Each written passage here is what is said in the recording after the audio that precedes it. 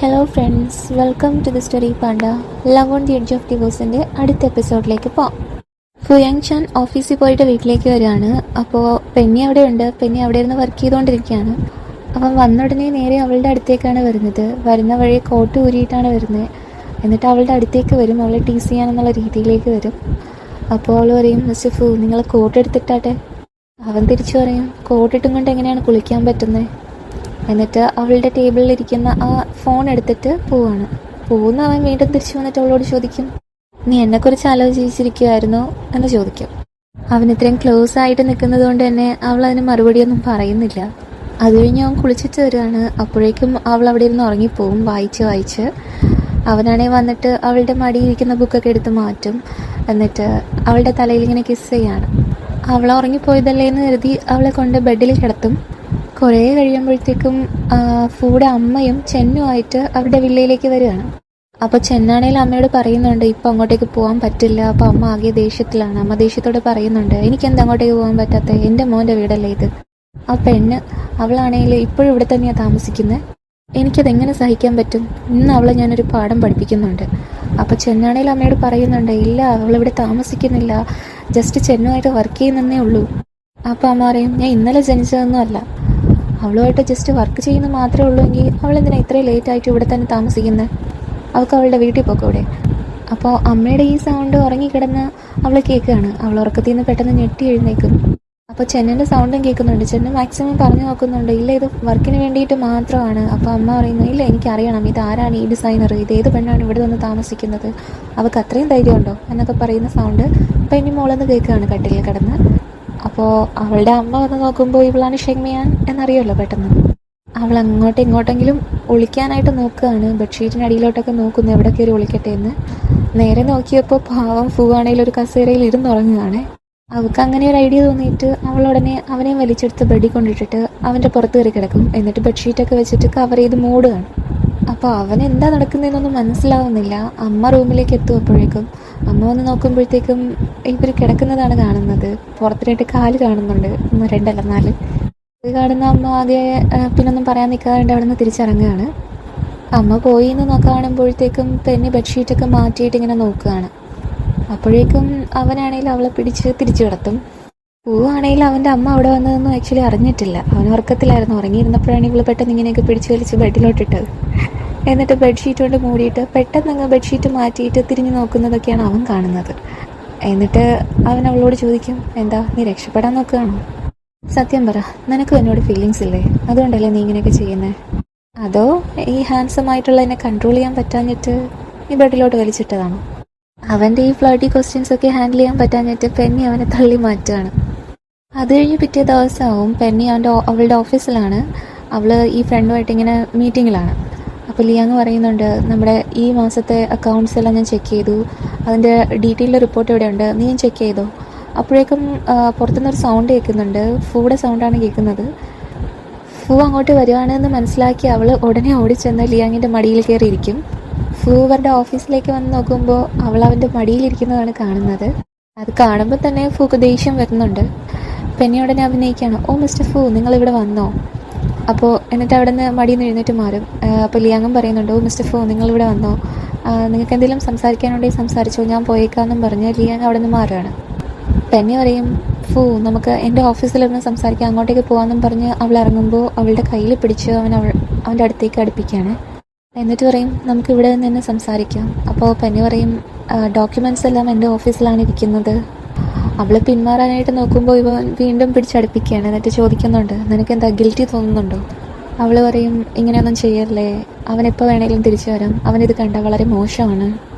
Penny എപ്പോഴും അവനെക്കുറിച്ച് പറയുന്ന കേൾക്കുമ്പോൾ ഇവന് ആകെ ദേഷ്യം വരും. നീ അവൻ അത്രയ്ക്കും വേണ്ടി കെയർ ചെയ്യുന്നൊന്നും ചോദിച്ചും കൊണ്ട് ഇവളെ അങ്ങ് കിസ് ചെയ്യാണ്. ഇവളവനെ മാറ്റാനൊക്കെ ശ്രമിക്കുന്നുണ്ട്, പക്ഷെ അവനാ മാറുന്നില്ലല്ലോ. I can say this but okay. Penny അവൻ ടേബിളിലും പിടിച്ച് കിടത്തിയിട്ട് കിസ് ചെയ്യുന്നുണ്ട്. അപ്പോൾ അവിടുന്ന് സൗണ്ട് പുറത്തേക്ക് കേൾക്കുന്നത് കാരണം ലിയാങ് ചോദിക്കുന്നുണ്ട്, പെന്നി എന്താ അവിടെ ഒരു സൗണ്ട്? അപ്പോൾ പെന്നി വിളിച്ച് പറയുന്നുണ്ട്, പ്രശ്നമൊന്നുമില്ല. അപ്പോൾ ഫൂ ഇങ്ങനെ അവളെ നോക്കുന്നത് കാരണം അവൾ പറയും, അവൻ നമ്മളെ തെറ്റിദ്ധരിക്കേണ്ടെന്ന് വിചാരിച്ചിട്ടാണ് ഞാൻ അങ്ങനെ പറഞ്ഞേ. അവളെപ്പോഴൊക്കെ അവനെ നോക്കുന്നുണ്ടോ അപ്പോഴൊക്കെ അവൻ അവളെ കിസ് ചെയ്യാണ്. കിട്ടുന്ന ഒരു ചാൻസും മിസ് ചെയ്യുന്നില്ല. എന്നിട്ട് പറയും, പെന്നി, നീ എത്രയും പെട്ടെന്ന് അവനെ ഡിവോഴ്സ് ചെയ്യണം, എനിക്കറിയാം നിനക്ക് എന്നോട് ഫീലിങ്സ് ഉണ്ട്. അതൊക്കെ കേട്ടിട്ട് ഇവൾ അവനെ പിടിച്ച് തള്ളി മാറ്റിയിട്ട് പോവുകയാണ് ഇറങ്ങി. അവൾ ആക്ച്വലി അവൻ്റെ കയ്യിൽ നിന്ന് രക്ഷപ്പെടുകയാണ്. അപ്പോൾ അവൻ വിടുന്നുണ്ടോ, അവൻ പുറകെ ഓടുകയാണ്.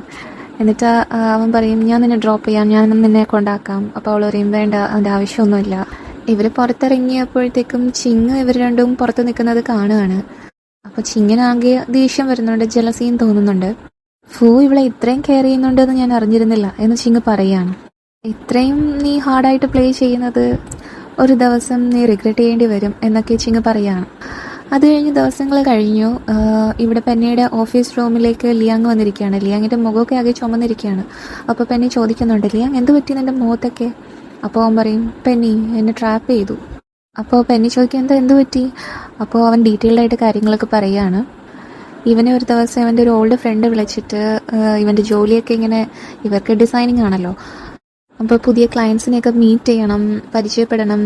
അപ്പോൾ ഒരു ഓൾഡ് ഫ്രണ്ട് വിളിച്ചിട്ട് ഒരു ക്ലയൻറ്റ് ഉണ്ട്, അങ്ങനെ വർക്ക് ഏറ്റെടുത്ത് കൊടുക്കുകയാണ്. അങ്ങനെ ഇവൻ ആ ക്ലയൻറ്റിനെ കാണാനായിട്ട് പോകുമ്പോഴത്തേക്കും അവിടെ നിൽക്കുന്നത് ചിങ്ങാണ്. ലിയാങ് പറയും ഓ ചിങ് നിങ്ങളായിരുന്നോ, ഞാൻ നിങ്ങളെക്കുറിച്ച് ഒരുപാട് കേട്ടിട്ടുണ്ട്. അപ്പോൾ അവൾ പറയും വാ നമുക്കൊരു എന്തെങ്കിലും കഴിച്ചുകൊണ്ട് സംസാരിക്കാമെന്നും പറഞ്ഞ് വൈൻ ഓർഡർ ചെയ്യാണ്. അങ്ങനെ ഇവൻ വൈൻ കുടിച്ച് ആകെ ഒരു വരുവായി. അപ്പോൾ ചിങ്ങാണെങ്കിൽ അവസരം മുതലാക്കാനായിട്ടാണ് വന്നിരിക്കുന്നത്. അവൻ ഇവളെ ആരാണ്, എന്തുദ്ദേശത്തോടെയാണ് വന്നിരിക്കുന്നത് എന്ന് മനസ്സിലാക്കാതെ സംസാരിക്കുകയാണ് പാവം. അവളാണെങ്കിൽ ഇവനെ ഒരുപാടങ്ങ് പൊക്കിയൊക്കെ പറയും, ഏതെങ്കിലുമൊക്കെ ഒരു ദിവസം വരും നീയും വളരെ സക്സസ്ഫുൾ ആകും എന്നൊക്കെ അവനെ അങ്ങ് അപ്രീഷിയേറ്റ് ചെയ്യണം, അവൻ്റെ ടാലൻറ്റിനെയൊക്കെ കുറിച്ച്. അപ്പോൾ എന്നിട്ട് ഇവരൊരു കോൺട്രാക്ട് സൈൻ ചെയ്യാനായിട്ട് ചിങ് ഒരു നോട്ടീസ് എടുത്ത് കൊടുക്കും അവൻ്റെ കയ്യിൽ. അപ്പോൾ അവൻ പറയുന്നുണ്ട് എനിക്കിപ്പോൾ നന്നായിട്ട് കണ്ടുപിടിക്കുന്നില്ല, ഞാൻ പെണ്ണിക്ക് ഇതിൻ്റെ ഒരു കോപ്പി അയച്ചു കൊടുക്കട്ടെ, അവൾ വായിച്ചു നോക്കിയിട്ട് എന്താണെന്ന് പറയും. അപ്പോൾ ചിങ് ഉടനെ ആ നോട്ടീസ് അങ്ങ് തിരിച്ചു വാങ്ങിയിട്ട് പറയും മിസ്റ്റർ ലിയാങ്, എൻ്റെ കമ്പനിയായിട്ട് കോപ്പറേറ്റ് ചെയ്യാനായിട്ട് ഒരുപാട് സ്റ്റുഡിയോസ് വെയിറ്റ് ചെയ്ത് നിൽക്കുകയാണ്. എൻ്റെ സിൻസിയറിറ്റി ചോദ്യം ചെയ്തുകൊണ്ട് ഞാൻ നിങ്ങൾക്ക് തന്ന സമയം നിങ്ങൾ വില കൽപ്പിക്കുന്നില്ലെങ്കിൽ ഞാൻ പോയേക്കാം എന്നും പറഞ്ഞ് അവൾ അവിടെ നിന്ന് ഇറങ്ങുകയാണ്. അപ്പോൾ ലിയാങ് ആണെങ്കിൽ അയ്യോ അവളെ പിണക്കണ്ടെന്ന രീതിയിൽ മിസ് ഷായോ പോവല്ലേ, ഞാൻ ആ രീതിയിൽ പറഞ്ഞതല്ല, ഞാനിപ്പോൾ തന്നെ സൈൻ ചെയ്തോളാം എന്നും പറഞ്ഞ് അവൻ അവിടെ നിന്ന് സൈൻ ചെയ്യുകയാണ്. ഉറപ്പായിട്ടും അവൾ ഇവർക്കിട്ടൊരു പണി കൊടുക്കുന്നതാണല്ലോ അതൊരു ട്രാപ്പ് തന്നെയായിരുന്നു. അവരുടെ കോൺട്രാക്റ്റിൽ സബ് ക്ലോസ് ആയിട്ടൊക്കെ ഒരുപാട് ഡീറ്റെയിൽസ് കൊടുത്തിട്ടുണ്ടായിരുന്നു. അത് ക്ലിയർ ആയിട്ട് അന്നേരം ഇവന് മനസ്സിലായിട്ടുണ്ടായിരുന്നില്ല. പിന്നീട് വായിച്ചു നോക്കിയപ്പോഴാണ് അറിയുന്നത് ഇവർ പ്രോജക്റ്റ് സ്റ്റാർട്ട് ചെയ്യുന്നതിന് മുന്നേ ഒരുപാട് പൈസ അവരുടെ കമ്പനിക്ക് കൊടുക്കേണ്ടി വരും, ഷായുടെ കമ്പനിക്ക്. അപ്പോൾ ആദ്യവന് അവളുമായിട്ട് സംസാരിക്കാനായിട്ട് പോയപ്പോഴത്തേക്കും അവളുടെ ബോഡി ഗാർഡ് ഇവനെടുത്ത് പഞ്ഞി കിട്ടും. അതാണ് ഇവൻ്റെ മുഖമൊക്കെ ഇങ്ങനെ ചുമന്നിരിക്കുന്നത്. അപ്പോൾ ഇവനിങ്ങനെ ഒന്നും മനസ്സിലാവാണ്ട് പറയുകയാണ് പെണ്ണിയെടുത്ത്, ഞാൻ അവളോട് എന്ത് തെറ്റാണ് ചെയ്തത്, അവളെന്തിനാ എന്നെ ഇങ്ങനെ ഒരു ട്രാപ്പിലോട്ട് ഇട്ടത്, നമ്മളുമായിട്ട് ദേഷ്യവും വൈരാഗ്യം വരാനായിട്ട് എന്താണ്, മുൻവൈരാഗ്യം വല്ലതും ഉണ്ടോ എന്നൊക്കെ അവനിങ്ങനെ ഇരുന്ന് സംസാരിക്കുകയാണ് പെണ്ണിയോട്. അപ്പോൾ പെണ്ണി പറയും അവൾ നിനക്ക് വേണ്ടിയിട്ടല്ല വന്നേ, എൻ്റെ അടുത്തേക്കാണ് വന്നേ, എനിക്ക് ട്രാപ്പ് തരാനായിട്ടാണ് വന്നേ, ഞാൻ അലേർട്ടായിട്ടിരിക്കുന്നു എന്ന് അവൾക്കറിയാം, അതുകൊണ്ടാണ് നീ വഴി എൻ്റെ അടുത്തേക്ക് വന്നത്. അപ്പോൾ ലിയാങ് ചോദിക്കും അതെന്താ, എന്തിനാ അങ്ങനെയൊക്കെ ചെയ്യുന്നത്? പെണ്ണി പറയും ഫൂയങ് ചാങ്ങിന് വേണ്ടിയിട്ട്. എന്നിട്ട് പറയും ഇതെല്ലാം ഞാൻ കാരണമല്ലേ സംഭവിച്ചത്, അപ്പോൾ നമ്മുടെ സ്റ്റുഡിയോ സെർവ് ചെയ്യേണ്ട ഉത്തരവാദിത്തവും എനിക്ക് തന്നെയാണ്. അപ്പോൾ ലിയാങ് ചോദിക്കും നീ എന്താ ചെയ്യാൻ പോകുന്നത്? എന്നിട്ട് പറയും പെനി നമുക്ക് ഫൂയോട് ഹെൽപ്പ് ചോദിച്ചാലോ, ഫൂയുടെ കമ്പനിയിൽ ഒരുപാട് ബെസ്റ്റ് ലോയേഴ്സ് ഉണ്ട്, പോരാത്തതിന് അവൻ ഷയോ ആയിട്ട് ക്ലോസും ആണല്ലോ, ചിലപ്പോൾ ഇതൊരു അടിപിടി പ്രശ്നമൊന്നും ഇല്ലാതെ തന്നെ അതിനെ സോൾവ് ചെയ്യാനായിട്ട് പറ്റിയാലോ അവൻ കാരണം. അപ്പോഴേക്കും പെനിക്കൊരു കോള് വരികയാണ്. അപ്പോൾ ലിയാങ് ചോദിക്കുന്നുണ്ട് എന്ത് പറ്റി, പെട്ടെന്ന് ആ കോള് കട്ടാവുകയും ചെയ്യുന്നുണ്ട്. അപ്പോൾ പെന്നി പറയും ഒരു ക്ലയൻറ്റ് വിളിച്ചതാണ്, എന്നിട്ട് കോൺട്രാക്റ്റ് ടെർമിനേറ്റ് ചെയ്യുന്നു എന്ന് പറയുകയാണ്. ലിയാങ് പറയും ഇത് ആദ്യത്തെ ക്ലയൻ്റ് അല്ല കോൺട്രാക്റ്റ് ടെർമിനേറ്റ് ചെയ്യുന്നത്, എന്നെയും വിളിച്ച് ഒരുപാട് ക്ലയൻറ്റ്സ് പറഞ്ഞു, ഷിയാങ് പണി തുടങ്ങിയിരിക്കുന്നു. അങ്ങനെ ഗത്യന്തരം ഇല്ലാതെ പെന്നി ഫൂവിനെ വിളിക്കുകയാണ്. അത് കഴിഞ്ഞ് ഇവിടെ ഫൂവും ചെന്നും കൂടി നടന്നു വരികയാണ്. അപ്പോൾ ചെന്ന് ഫൂവോട് പറയുന്നുണ്ട് പെന്നിയുടെ കമ്പനിക്കിട്ട് ഷയോ പണി കൊടുത്തത് ഫൂ നിങ്ങൾ കാരണമാണ്. ഇപ്പോൾ ഉടനെ തന്നെ നിങ്ങൾ പെന്നിയെ കാണാൻ പോയി കഴിഞ്ഞാൽ ഷയോ ചിലപ്പോൾ എന്നിങ്ങനെ പറഞ്ഞു വരുമ്പോഴത്തേക്കും ഫൂ പറയും ഒന്ന് നിർത്തുന്നുണ്ടോ നീയും നിൻ്റെ നാഗിങ്ങും. അത് കഴിഞ്ഞ് ഫൂയും ചെന്നും കൂടി പെന്നിയുടെ ഓഫീസിലേക്ക് വരികയാണ്. അവിടെ ഓഫീസിൻ്റെ ഫ്രണ്ടിലെത്തുമ്പോൾ തന്നെ ലിയാങ്ങും വേറൊരു പെൺകുട്ടിയോട് സംസാരിച്ചുകൊണ്ടിരിക്കുകയാണ്. ആ പെൺകുട്ടിയാണെങ്കിൽ ലിയാങ്ങിനോട് ഭയങ്കര ദേഷ്യത്തിലാണ്. ലിയാങ്ങിനോട് പറയുന്നത് ഇതാണ്, നീ ആ കോൺട്രാക്റ്റ് കെയർലെസ് ആയിട്ടാണ് സൈൻ ചെയ്തത്, അതുകൊണ്ടല്ലേ എങ്ങനെയൊക്കെ ഇപ്പോൾ സംഭവിച്ചത്, ഇതൊക്കെ ഇനി കോടതിയും കേസും ആയിക്ക് കഴിഞ്ഞാൽ എങ്ങനെയാണ് നീ കട അടച്ച് തീർക്കാൻ പോകുന്നത് എന്നൊക്കെ അവൾ ചോദിക്കുന്നുണ്ട്. എന്നിട്ട് അവളിങ്ങനെ പിണങ്ങി പോകാനായിട്ട് നിൽക്കുമ്പോൾ ലിയാങ് ആണെങ്കിൽ പോലെ എന്നും പറഞ്ഞ് കയ്യിൽ കയറി പിടിച്ചിട്ട് അവളെ കെട്ടിപ്പിടിക്കുകയാണ്. പോലെ പിണങ്ങല്ലേ എല്ലാം ശരിയാവും എന്നൊക്കെ പറയുകയാണ്. അപ്പോൾ ഫൂവും ചെന്നും ഇതവിടെ നിന്ന് കാണുന്നുണ്ട്. ഫൂ ഇങ്ങനെ ശ്രദ്ധിച്ച് നോക്കുകയാണ് അതൊക്കെ. ആ പെൺകുട്ടിയാണെങ്കിൽ ലിയാങ്ങിനെ തള്ളി മാറ്റിയിട്ട് പോകുമ്പോൾ ലിയാങ്ങും അവളുടെ പിറകെ പോകുന്നുണ്ട്. അപ്പോൾ ഉടനെ ഫൂക്ക് ഇത് കാണുമ്പോൾ സന്തോഷമാവുന്നുണ്ട്. ഫൂ ഉടനെ ചെന്നിനെ വിളിച്ചിട്ട് പറയും, ചെൻ അവരെങ്ങോട്ടേക്കാണ് പോകുന്നതെന്ന് നീ അവരുടെ പുറകെ ഫോളോ ചെയ്യണം, എന്നിട്ട് നീ എന്നെ അപ്ഡേറ്റ്സ് അറിയിക്കണം. അപ്പോൾ ചെന്ന ഓക്കെ പറഞ്ഞിട്ട് അങ്ങോട്ടേക്ക് പോവാണ്. അതോടെ ഈ എപ്പിസോഡ് അവസാനിക്കുകയാണ്. അടുത്ത എപ്പിസോഡ് ഉടനെ തന്നെ വരുന്നതായിരിക്കും. ലൈക്ക് ചെയ്യുക, കമൻറ്റ് ചെയ്യുക, സബ്സ്ക്രൈബ് ചെയ്യുക. സ്നേഹത്തോടെ signing off the Story Panda.